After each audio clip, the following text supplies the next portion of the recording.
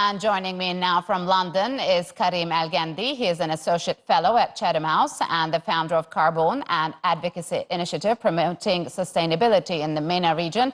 And in Washington, D.C. is Nick Kosar, an environmental analyst and geologist. Gentlemen, welcome to Straight Talk. It's good to have you on the program. Karim, what is the current water situation in the region? How dire it is? It's pretty dire. The year-long drought that we saw in Iran is probably one of the worst in half a century. Iran this year received half of its annual rainfall. South of Turkey is also experiencing a similar, albeit different, drought for 3 years now with reduced rainfall. The heat wave that we saw in Turkey is considered to be the hottest since the 1980s, and Turkey has recorded its highest temperature since the 1960s during that heat wave. In Iraq and Syria, we were seeing a reduction in rainfall again, but these are different because they're from Iran and from Turkey, reducing their surface water availability from the Tigris, the Euphrates, the Karun, and the Karka. And the East Anatolian project alone is estimated to have reduced surface water in Iraq by 60%. Yeah. So Iraq is struggling, and they're reducing the agricultural season by 50% as a result. So, Nick, why has the Middle East been affected by droughts the most? I mean, what are the core reasons? What is causing this crisis, both in Iraq and Iran?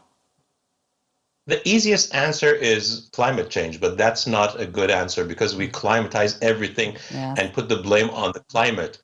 We have known since at least 1988 that the climate is going to have a greater impact on water resources. There was a report, The Politics of Scarcity, in 1988 that warned many leaders that the region is going to have a very bad situation. But the problem is many leaders just wanted to collect water on the surface without understanding the value of groundwater.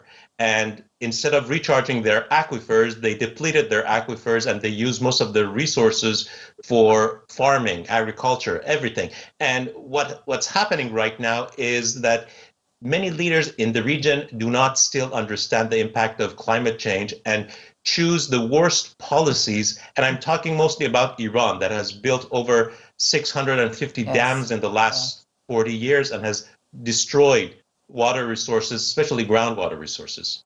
So, Karim, which one weighs heavier on the current crisis? We blame everything for the climate change, but warming temperatures or mismanagement, or they're all interconnected? There's a combination. To start with, the MENA region in general has the world's highest level of interannual hydrological variability, which means that the changes in rainfall varies from one year to the other. So one year you could have a drought, another year you could have a devastating flood. And climate change, with its increasing variability, one of the characteristics of climate change, will only make this worse. So as a result, we have seen increasing temperatures in Turkey, in Iraq, in Iran, reduced precipitation. But then on top of this, we also have the water management issue, which is specifically an Iranian and an Iraqi issue, more than a Turkish issue. So, Nick, how has water scarcity been impacting the regional countries' agriculture, and where does the current situation leave them in terms of food security? One big problem is that some countries, especially Iran, want to be self-sufficient because of their one, ideology, two, because they have messed up everything in the region and they're facing sanctions. So let's say the Islamic Republic of Iran needs to produce more food. But the problem is they don't have enough water, and the impact would be on mostly groundwater as a main source in rural areas. What has happened is that many groundwater resources have been depleted, aquifers have been depleted, and millions of Iranians have had to leave rural areas for the city margins, shanty towns, and this has caused a big gap between different parts of the society. And since 2017, we have seen the impact of this big gap between different parts of the society, and the first groups that actually come to the street and react to whatever economical problem the government has are mostly people living in marginal areas. And many people from these parts have been killed in unrest since 2017. So, Karim, what should be done to ensure food security? Is there a concrete roadmap for this? And is shifting to different crops a solution? Technically, yes. I think the struggle with Iran is that Iran tries to grow everything, including the crops that require a lot of water due to the sanctions. So it's an unusual situation in a country that is already having issues with water availability. But in other countries, this is not always the case. So you can always prioritize and shift to crops that are more water efficient. I think the Iranian case is a really severe case in the confluence between the political, the security, and the environmental issues all coming together.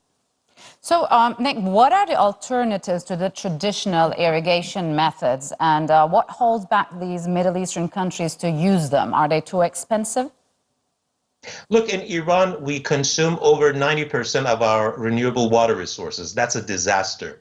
We have to reduce that. Two, we have to choose what crop we actually want to produce. And the other thing is that Iran needs to have a better solution to its politics and have better conditions with other countries to import more food and be efficient in water management. The bigger problem is that, you know, the story of Joseph, we had 7 years of prosperity and 7 years of drought. Okay, Iran has had lots of years of prosperity in a way compared to what we are facing right now, and didn't use those years to recharge its aquifers and manage its water resources. Instead, it built major dams in the years of drought. We've had this drought since 2001. So, Karim, we know Israel is using a drip irrigation technique as the UAE and Saudi Arabia desalinating the seawater. Why do you think these regional countries are not using these techniques? Do politics stand in the way, or they're too expensive?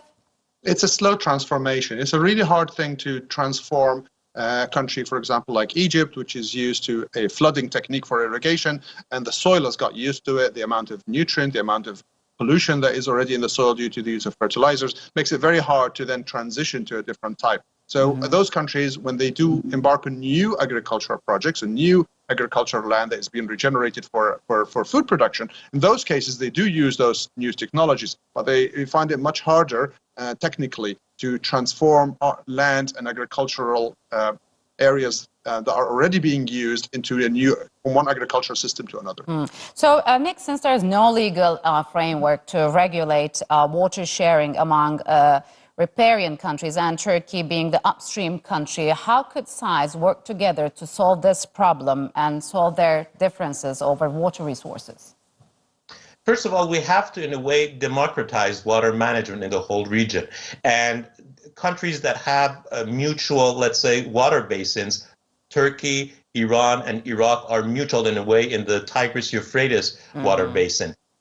People don't have a say in managing these resources, these basins. That's one problem. Two, when Turkey builds so many dams in the north, Iran will face some problems in the south. So there should be a mutual understanding about all these things. Two, we need something like a water NATO in the whole region. Israel should help Iranians, Iranians should help Israelis, Jordanians, Afghans, all the region in the near future. It's not a matter of nationality or national pride. It's about being able to live in this situation. And because of the worsening climate situation, we are going to face a very bad situation in the near future, and that is sad. Yeah, Karim, what would you like to say if no measures are taken, what the region will look like in the next few decades? Sure. I mean, unless we act, that's a caveat there. Countries like Iran, for example, will experience more frequent and more severe heat waves. They will experience more droughts and also more floods over the next 30 years or so, so up to the middle of the century. Also, under the worst-case climate change scenario, the average temperature could rise by up to 6 degrees in Iran, again, by the end of the century. Summer temperatures, maximum summer temperatures in places like Ahvaz and Khuzestan could reach up to 60 degrees. Smaller increases in other parts, for example, in Iraq and Turkey, could also be seen, but not to the same extent. But But in the Eastern Mediterranean, we're expecting a reduction in precipitation of up to 25% under the worst case scenario. And remember that the Mediterranean is a very unique place. It's a hotspot for climate change, where we're getting less rain and also increase in temperature. So, Nick, a very quick question, if you please. Are we going to see new conflicts and security risks triggered by water shortages and drought in the region? Very quickly, please. Under these leaders, absolutely. And I want to add something quickly. Israelis don't use desalinated water for agriculture. They use the treated wastewater coming from desalinated water for agriculture. But many countries have to understand the price of desalinated water is too much. So we have to take care of every drop of that water. And we'll face a very bad situation if we don't pay attention to the carbon footprint of desalination. All right, gentlemen, unfortunately, we'll have to leave it here. Thank you very much for joining us on Straight Talk. To mark the 100-year anniversary of